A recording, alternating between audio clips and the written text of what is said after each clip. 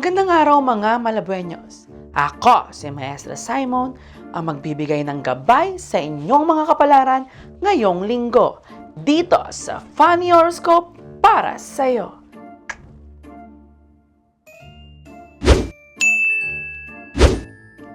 Aris, sa wakas, may makaka-meet up ka na, pero aalis din agad. Susunduin niya pa kasi isa niyang jowa so uwi ka na ulit. Yung jowa mo ay may nilalambing ng iba. Taurus, hindi lahat ng problema ay dapat iniiyakan. Itulog mo na lang yan para magkamuta ka pa paggising mo. Tawanan mo ang iyong problema.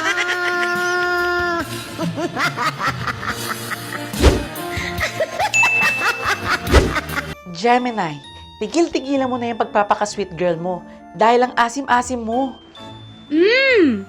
Amoy putok. Cancer, tigil na sa pag-o-overthink. Magiging okay din ang lahat. Kaya tama nakakaiyak. Babad na kami dito. Ay, ano ba?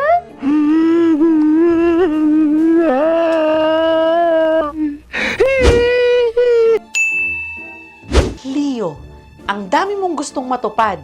Manifest ka ng manifest. Trabaho, ayaw? Huwag kang magpahinga! Magtrabaho ka!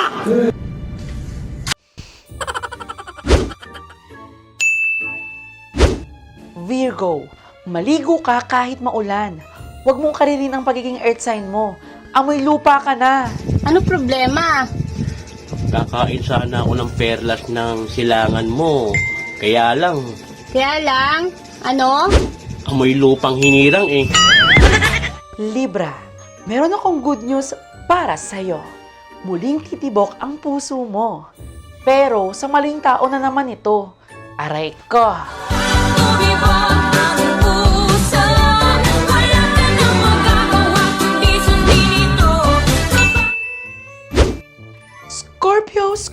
Scorpio. Dapat ingatan kung anong sayo. Walang masama sa pagiging protective. Pero wag sa jowa ng iba. Iba na yan. Ano bang pinagmamalaki mo? Diba? Taga-agaw ka na ng jowa ng iba? Sagittarius, mag-ingat. Travel ka ng travel. Alalahanin mo yung utang mo sa tindahan. Hindi mo pa binabayaran. Anong petsa na? Asan na? Hoy bakla kang tanda-tanda mo na hindi ka pa rin marunong magbayad ng utang mo? Eh, di ba pinakasabi Ilang buwan ka na dito, mag-rest ka na. Capricorn, kayo ang perfect example ng TBH.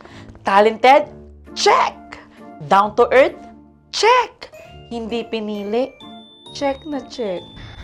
Hindi ka pinili. At hindi na ikaw ang crush niya.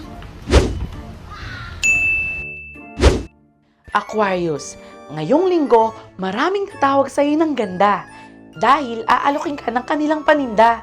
Ganda! Ganda raw siya! Gulay kayo dyan, suki! Pang-scatter lang! Bili na kayo! Pisces, ngayong linggo, dadami ang iyong komisyon. Pero lahat, konsumisyon. Ano swerte? Huwag kayo maniwala sa swerte. Alam niyo ba, pakaratanda na yun sa inyo? Yumaman kayo. Hindi dahil sa swerte, pag sumikap kayo. Hindi na uso hero ngayon. Ang ginagamit na yon, utak. Muli, ako si Maestra Simon. Tandaan, ang mga horoscope na ito ay pawang katatawanan lamang. Nasa inyong mga palad pa rin ang inyong mga kapalaran.